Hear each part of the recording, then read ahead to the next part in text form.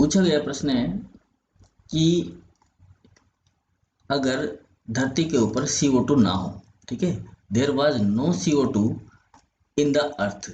अगर धरती के ऊपर CO2 ना हो, ठीक है, अर्थ के एटमॉस्फेयर पर अगर CO2 ना हो तो temperature of earth surface would be. तो अर्थ सरफेस का टेम्परेचर क्या होगा? क्वेश्चन ये है, if there was no CO2 in the earth atmosphere the temperature of earth surface would be. तो अर्थ सरफेस का टेम्परेचर क्या होगा अगर अर्थ के एटमॉस्फेयर में CO2 नहीं हो?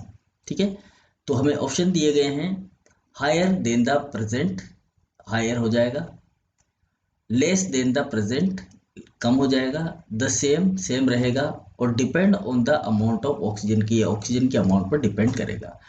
तो अगर हम देखें तो जो हमारा जो CO2 होता है ना, CO2 पिछले आपने और भी क्वेश्चन देखे होंगे, CO2 जो होता है ये क्या करता है कि ये जो सन रेज होती है, सन की जो रेज होती है उनको क्या करता है, एब्जॉर्ब कर देता है। क्या कर देता है? एब्जॉर्ब कर देता है।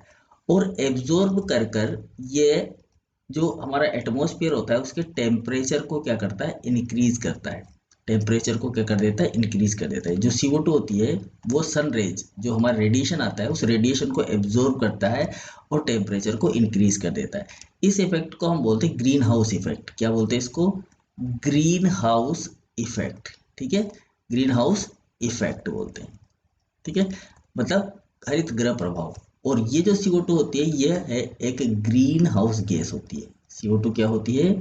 ग्रीन हाउस गैस होती है। ठीक है, अब देखिए आप, अब ये कह रहा है कि जो एटमॉस्फेयर है, अगर उस अर्थ के एटमॉस्फेयर से हम CO2 को रिमूव कर दें, CO2 को क्या कर दें, रिमूव कर दें, मतलब यहाँ पर कोई CO2 कंटेंट ना हो, तो क्या होगा? क्योंकि ये CO2 हमारी धरती के टेम्परेचर को बढ़ाती है।